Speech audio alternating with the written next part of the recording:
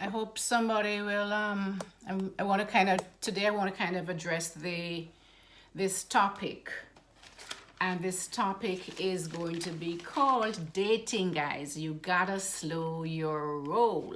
You gotta slow your roll. A lot of times, let me try and not make me look so. The lighting is not good. A lot of times, what happens when we date, most individuals fall into this trap that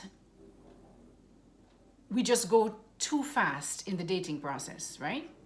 And what happens is that when you move too fast, you're not able to really take the time to get to know this person that you're meeting for the first time. I always say, guys, when you meet somebody, when you start dating somebody, that person, for the most part, if you never knew them before, like could have been a friend before and then you finally start to date.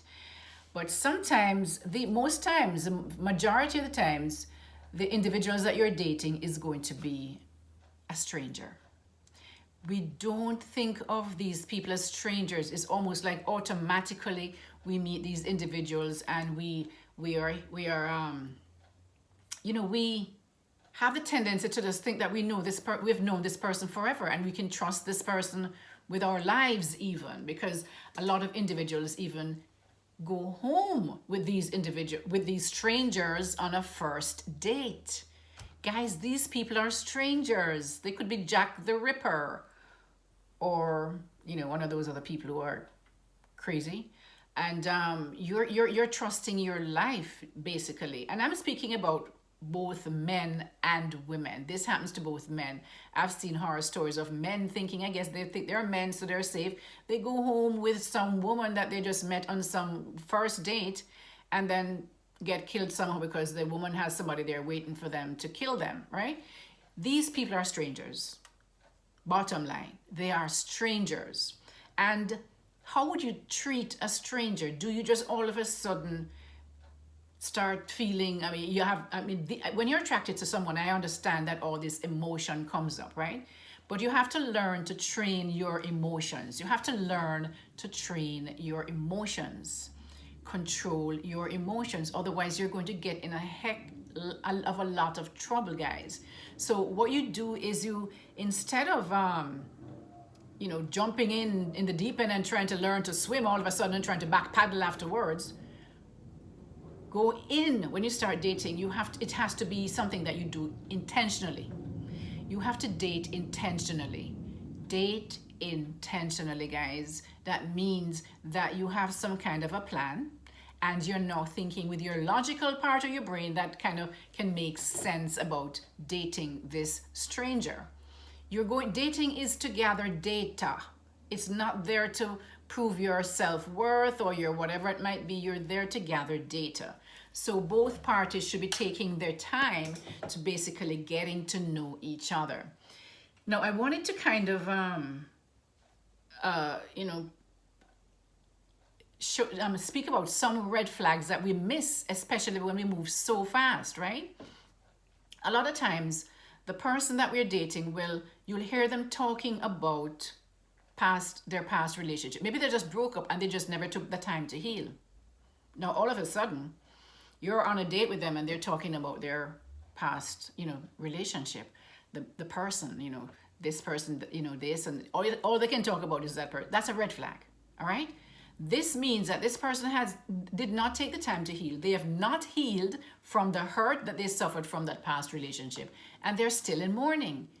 Do not continue with that individual, and worst of all, don't get emotionally connected to them, right? Recognize that this person, if you want to have them as a friend and you think you can manage that, that's fine, right? But you have to control yourself now, because you have to now be in the place where you say, oh, this person is a stranger. They are still, doing this kind of talking about their boyfriend or girlfriend or whoever it is, friend, that they broke up with recently, and they have not taken the time to heal.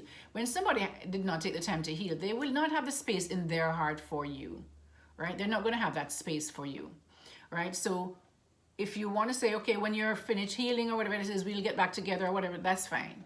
But unless you know that you can actually control yourself and your emotions, it's really not a good idea to really, continue to see that person, because if you're really attracted to that person, it's going to be really very difficult for you.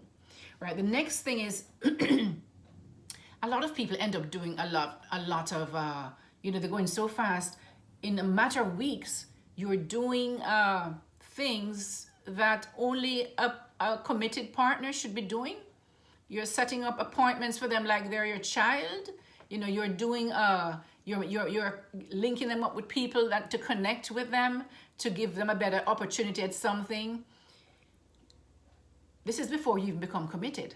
And some people even are doing things like cooking for these people, cleaning for these people, these people that they just met, hoping that somehow by doing these things, this person is going to love them. They haven't even committed to you or even shown you any kind of any recognition as a partner yet, right? And then now you're doing all these things, guys. Don't get caught up into that. Please remember, this person is a stranger. You're getting to know them. And before you get too emotionally connected to these individuals, take your time. Slow your roll. Take your time.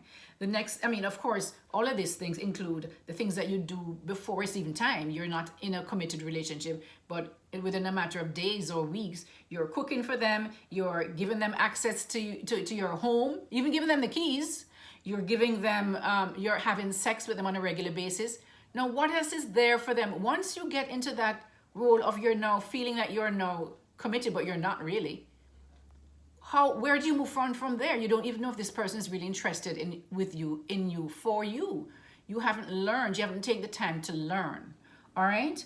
The next thing is you're getting emotionally connected way too early, and when you do that, you are now in this emotional soup where you can't even think straight, because now you've had sex with this person. You're now sexually connected to this person, and that is a very powerful connection. Now you definitely can't think straight, because now all you can remember is the good sex or whatever it is that you see as something that make you feel that this person really likes you or loves you. And it's not true. It's not true, because you can't love somebody after sex. Sex is just a part. It's icing on the cake afterwards, when you're committed or when you're when you're married, right? It's not supposed to be something that you just do to give somebody your body, because that is a precious thing, right, guys? That is a precious thing. You don't just give away your body just like that, especially speaking for the women, but for men too, because men will do it, but for the women it's even worse, because for a woman, they take sex much more seriously than most men.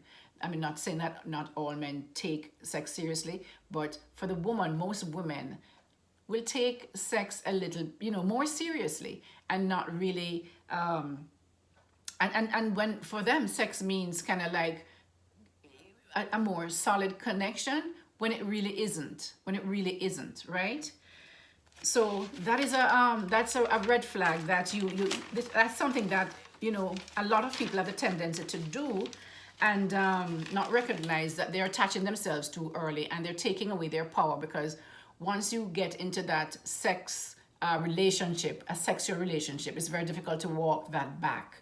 You're going to be so totally emotionally connected to this person that now you feel, now you can't think straight. You can't think straight, all right? You can't think in a logical manner. Everything is now seen through that sex, even when everything else is horrible, all right?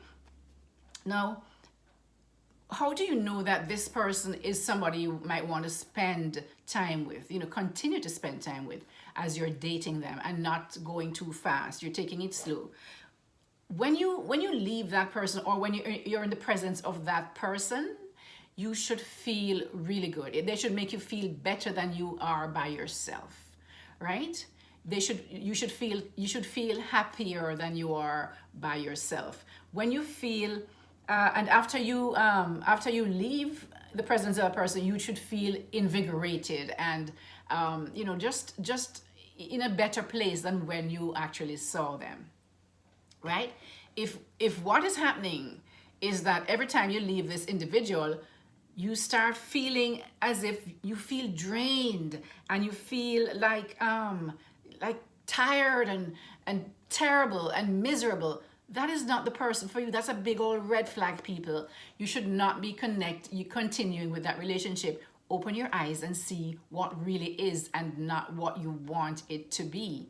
All right. The next thing is if you find it difficult to communicate with this person, if you find like you almost have to drag some words out of this person, or you have to kind of almost like give a case before you can communicate, for them to communicate with you, and the case is going to be something that you're trying to convince them to communicate with you, which in itself, if somebody does not like communication or value communication, is going to be a challenge for you, and they're going to make you feel like you have to walk on eggshells all the time. If you feel that in this connection with this person that you're dating, this is not somebody you want to be with, because can you imagine when you have problems, there's no way that you can ever speak to this person. They're always going to make you feel guilty for talking. They'll probably describe your look at it the way when you talk, if you're trying to get some information or discuss something, they're going to make you feel almost like you talk too much, or can't you just say one thing and that's the end of it. That's not communication.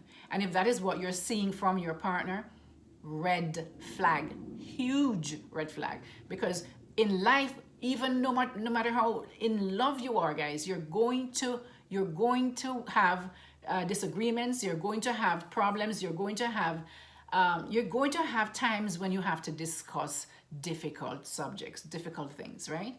You may have to make decisions, and you have to discuss it. One person you can't read each other's minds. So you have to be comfortable with this person, allowing you to express yourself, because then that means that you're not really who you are, because you're not even allowed to express yourself, because every time you try to express yourself, you're criticized, or somebody tells you that you talk too much, or why you just have all these things to say. That's communication.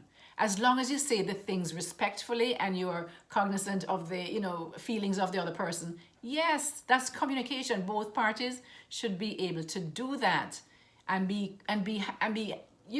this is a part of any relationship, good communication. Otherwise, it's destined to fail before it even gets out of the gate, guys. So be very careful and watch for those red flags. When somebody you're with and you're just starting to date, and you're the one who feel that you have to always be almost like pulling out of them the next time that you guys meet or connect, that's not a good sign. It means that they really don't care to see you. They're not really that interested, right? So and then you end up being the one to try to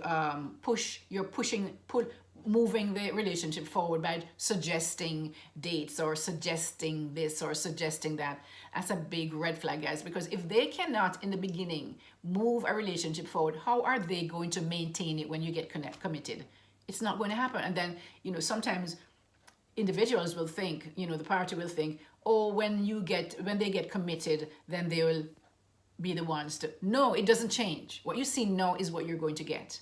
What you see now is what you're going to get. So everything you're seeing now, guys, don't try to put on those rose-colored lenses and try to take on this person as a project to fix, hoping that you can fix them, and you cannot. You can never fix somebody who does not see something wrong with their behavior and wants to be fixed, because it takes work to change. And if they're not even willing to admit that there's a problem, they're never going to do the work to change. All right? Another big old red flag, guys, is when somebody they'll make a promise. They'll say, I'll call you tomorrow, or I'll do this tomorrow, or I'll pick you up this time. And every time they do that, it never happens, right? Then the time goes by, and they tell you the next day, oh, I was busy, whatever it might be. Triple red flag, right? Because that person is not dependable. You can't trust them. You cannot depend on this individual. You cannot trust someone like that. And can you imagine if this is happening at the beginning of your meeting, when people are usually excited to date their partner or get to know their partner? What will happen later on? Can you just imagine that? Just imagine that. Put that forward like when you're married, if it ever reached that stage. Because at this stage, most people it's like they want to have you there like on the back burner, and whenever they feel like talking to you, they reach out. Red flag. All right, guys, I don't want to make this video too long, but I want you to look out for these things and recognize that dating is only to gather data and to meet this person, get to know this person. It's not to be in some intimate relationship before you even become a couple, all right? It's dating is to gather data. So guys, again, I suggest that you all slow your roll. Just slow your roll. All right, guys, take care. Until next time I see you, this is Christine, your relationship and mindset mastery doctor, and your leverage for change. Guys, please like and share this video if you find it valuable, but I would really, appreciate it if you like it, because it does kind of